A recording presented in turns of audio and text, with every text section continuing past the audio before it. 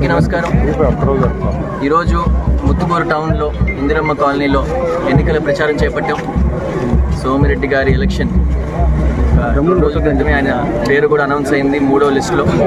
ఆ రోజు నుంచి మా కార్యకర్తల్లో ఉత్సాహం పెరిగిపోయింది. ప్రతిరోజు ఇంట్లో జాయినింగ్స్ జరుగుతూనే ఉన్నాయి. ప్రతి ఊరు నుంచి, నియోజకవర్గం నలుమూలల నుంచి కార్యకర్తలు వచ్చి చేరుతూ ఉన్నారు, తెలుగుదేశంలోకి వస్తూ ఉన్నారు. వైసీపీ ఖాళీ అయిపోయే పరిస్థితి వచ్చేసింది. ఈరోజు కూడా పొద్దున సోమిరెడ్డి గారి ఆఫీస్లో దాదాపు 78 కుటుంబాలు కోడూరు రవి ఆధ్వర్యంలో 78 కుటుంబాలు జాయిన్ అయినాయి. ఈరోజు ప్రచారం జరుగుతున్నప్పుడు మరో 30 కుటుంబాలు ఈరోజు మా ఆధ్వర్యంలో జాయిన్ అవ్వడం జరిగింది.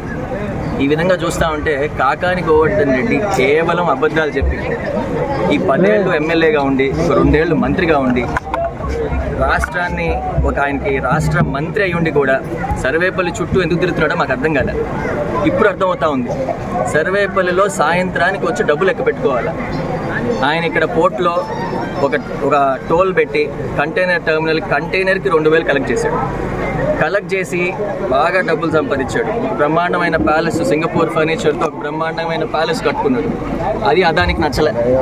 బ్రహ్మాండంగా కంటైనర్ టర్మినల్ చెన్నైకి తీసుకెళ్ళిపోయాడు. దానివల్ల నష్టపోయింది ముత్తుకూరు మండలం, ముత్తుకూరు టౌన్. 10,000 ఉద్యోగాలు వెళ్ళిపోయినాయి. ఇప్పుడు ఆ కంటైనర్ టర్మినల్లో బూడిద, coal, fly ash, iron ore నింపుతున్నారు. పొల్యూషన్ పెరిగిపోయింది. రోజు బల్కర్లు, ముత్తుకూరు టౌన్ మధ్యలోంచి బల్కర్లు పోతా ఉన్నాయి. ముత్తుకూరు ప్రజలు సఫర్ అవుతా ఉన్నారు. ఆయన మాత్రం బ్రహ్మాండంగా డబ్బులు సంపాదించుకొని బ్రహ్మాండమైన మేడలు కట్టుకుంటా ఉన్నాడు. హ్యాపీగా ఆయన మాత్రం బరువు పెరుగుతూ ఉన్నాడు. ఇది అన్యాయం అని చెప్పి మేము ప్రజలకి తెలియజేస్తూ ఉన్నాము. ప్రతి ఒక్క ఇంటికి వెళ్తూ ఉన్నాము. ప్రతి ఇంట్లో ఆడపడుచులు కానీ హారతులు ఇచ్చి మమ్మల్ని ఆశీర్వదిస్తున్నారు. ఈసారి సోమిరెడ్డి గారిని గెలిపించుకుంటామని చెప్పి మా అందరికీ హామీ ఇస్తాము. ఈ కాలనీలో మీరు చూసుకుంటే, ఇందిరమ్మ కాలనీలో మీరు చూసుకుంటే ఇళ్ళ పట్టాలు ఇవ్వలేదంట. తెలుగుదేశం హయాంలో కట్టిన ఇళ్ళు అవి. పట్టాలు వాళ్ళకి ఇచ్చి ఉండాలి. ఎలక్షన్ వచ్చింది, ఎలక్షన్ తర్వాత మేము ఇస్తామని చెప్పినాం. ఎలక్షన్ అయిపోయిన తర్వాత కూడా 5 ఏళ్ళు అయినా కూడా పట్టాలు వాళ్ళ చేతికి ఇవ్వటం లేదు.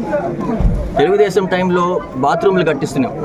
లాస్ట్ స్టేజ్లో ఉన్నింది, వాళ్ళకి కనెక్షన్ ఇవ్వాల్సిన స్టేజ్లో ఉన్నింది. కోడ్ వచ్చేసింది, ఆగిపోయింది.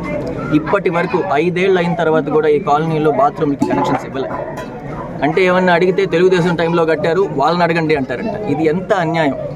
పేద ప్రజలు వాళ్ళకంటూ సొంతగా ఇల్లు కట్టించిన, తెలుగుదేశం ప్రభుత్వం ఇల్లు కట్టించిన తర్వాత వాళ్ళ పట్టాలు వాళ్ళకి ఇవ్వాలి. అది న్యాయం. ఈ విధంగా కక్ష సాధింపు, తెలుగుదేశం ఓటర్లు వీళ్ళు అని చెప్పి కక్ష సాధింపు వచ్చినప్పటి నుంచి, ఈ ప్రభుత్వం వచ్చినప్పటి నుంచి తెలుగుదేశం కార్యకర్తలను ఏ విధంగా ఇబ్బంది పెట్టాలో, ఏ విధంగా కేసులు పెట్టాలి, తెలుగుదేశం ఓటర్స్ని ఏ విధంగా హింసించాలి, ఈ పద్ధతుల వల్లే వాళ్ళకి మంచి వ్యతిరేకత వచ్చింది. బ్రహ్మాండంగా సోమిరెడ్డి గారిని గెలిపించుకునే దానికి ప్రతి ఒక్కరు ముందుకు వస్తూ ఉన్నారు. ముఖ్యంగా యువత. ఈరోజు మీరు చూస్తే జాయిన్ అయిన 30 కుటుంబాల్లో ముఖ్యంగా యువతే ఉన్నారు. వాళ్ళు ముందుకొచ్చి ఈ ప్రచారాన్ని నడుపుతూ ఉన్నారు. మమ్మల్ని అందరినీ కూడా ఇంటింటికి తిప్పుతూ ఉన్నారు. యువత ఆధ్వర్యంలో ఈరోజు సోమిరెడ్డి గారిని మేము అత్యధిక మెజార్టీతో గెలిపించుకోబోతా ఉన్నాము. త్వరలో సోమిరెడ్డి గారిని అసెంబ్లీలో చూడబోతా ఉన్నాము. ఈసారి సోమిరెడ్డి గారు గెలిచిన తర్వాత 4వ మంత్రి, నెల్లూరు జిల్లాలో 4 సార్లు మంత్రి చేసింది ఒక్క సోమిరెడ్డి గారు మిగులుతారు. హిస్టరీ క్రియేట్ చేస్తారు. Thank you so much. మరిన్ని అప్డేట్స్ కోసం మన HN9 టీవీ ఛానల్ని సబ్స్క్రైబ్ చేసుకోండి.